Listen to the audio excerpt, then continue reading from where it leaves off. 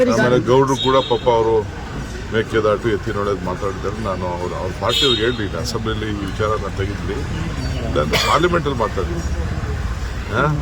At least ನಮ್ಮ ಕಾಲದಲ್ಲಿ ಏನು ಮಾಡಿದ್ದೀವಿ ಅಂತ ನಾನು ಹೇಳ್ತೀನಿ. ಇವತ್ತು ಪಾಪ ಅವ್ರಿಗೆ ಸುಮ್ಮನೆ ನಾನು ಡಿಸ್ಟರ್ಬ್ ಮಾಡೋದು ಸರಿ ಇಲ್ಲ. ಈ ವಯಸ್ಸಿನಲ್ಲಿ ನಾನು ಅಟ್ಯಾಕ್ ಮಾಡ್ದಂಗೆ ಆಗ್ತದೆ. ನನಗೆ ಅಟ್ಯಾಕ್ ಮಾಡೋಕ್ಕೆ ಇಷ್ಟ ಇಲ್ಲ. ಸೊಲ್ಯೂಷನ್ ಅವರೇ ಹೇಳಲಿ.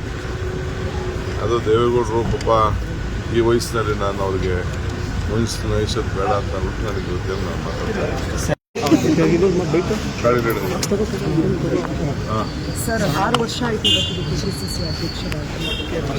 ಕಷ್ಟಕಾಲದಲ್ಲಿ ನೀವು ಕೊರೋನಾ ಹೇಗಿತ್ತು ಸರ್ ಜರ್ನಿ? ಇದೆಲ್ಲ ಎಕ್ಸ್ಪ್ಲೇನ್ ಮಾಡ್ತೀನಿ, ಇವತ್ತು ಬೇಡ.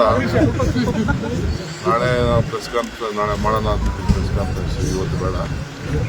ಇವತ್ತು ಬರೀ ಶಾಸಕರಿಗೆ ಮಾತ್ರ ಕೆಲವು ನಮ್ಮ AICC ಸೆಕ್ರೆಟರೀಸ್ ಯಾರು ಬೆಂಗಳೂರಲ್ಲಿದ್ದಾರೆ, ನಮ್ಮ ಪಾರ್ಲಿಮೆಂಟ್ ಕ್ಯಾಂಡಿಡೇಟ್ಸ್ ಅವರು ಮಾತ್ರ ಇವತ್ತು ನಾಳೆ ಆದಮೇಲೆ ನಾಳೆ ಮಾತಾಡ್ತೀನಿ. ಸರ್, ಗ್ಯಾಸ್ ಬೆಲೆ ಏರಿಕೆ ಆಗ್ತಾ ಇದೆ ಅನ್ನುವಂಥ ಕಾರಣಕ್ಕಾಗಿ ಹೋಟೆಲ್ ನೋಡಿ, ಬಂದ್ ಮಾಡಬೇಕು.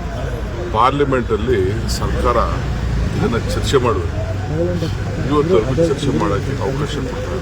ಅದಕ್ಕೆ ನಮ್ಮ ಎಲ್ಲ MP ಗಳು ಇಂಡಿಯಾ ಒಕ್ಕೂಟದ MP ಗಳ ಪ್ರತಿಭಟನೆ ಮಾಡಿದ್ದಾರೆ.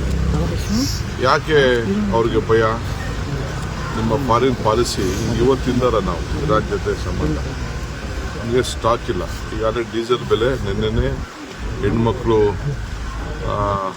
ವರ್ಲ್ಡ್ ವುಮನ್ ಡೇ ದಿನನೇ 60 ರೂಪಾಯಿ ಏರಿಕೆ ಮಾಡಿ ಎಲ್ಲರಿಗೂ ಮಾಡಿದ್ದಾರೆ. MP ಗಳು ಯಾಕೆ ಮಾತಾಡ್ತಾ ಇಲ್ಲ?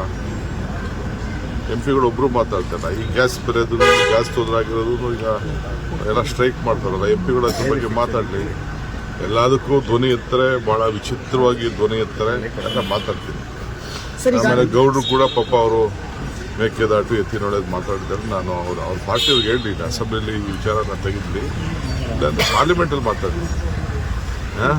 ಅಟ್ಲೀಸ್ಟ್ ನಮ್ಮ ಕಾಲದಲ್ಲಿ ಏನು ಮಾಡಿದ್ದೀವಿ ಅಂತ ನಾನು ಹೇಳ್ತೀನಿ. ಇವತ್ತು ಪಾಪ ಅವ್ರಿಗೆ ಸುಮ್ಮನೆ ನಾನು ಡಿಸ್ಟರ್ಬ್ ಮಾಡೋದು ಸರಿ ಇಲ್ಲ. ಈ ವಯಸ್ಸಿನಲ್ಲಿ ನಾನು ಅಟ್ಯಾಕ್ ಮಾಡ್ದಂಗೆ ಆಗ್ತದೆ. ನನಗೆ ಅಟ್ಯಾಕ್ ಮಾಡೋಕ್ಕೆ ಇಷ್ಟ ಇಲ್ಲ. ಸೊಲ್ಯೂಷನ್ ಅವರೇ ಹೇಳಲಿ.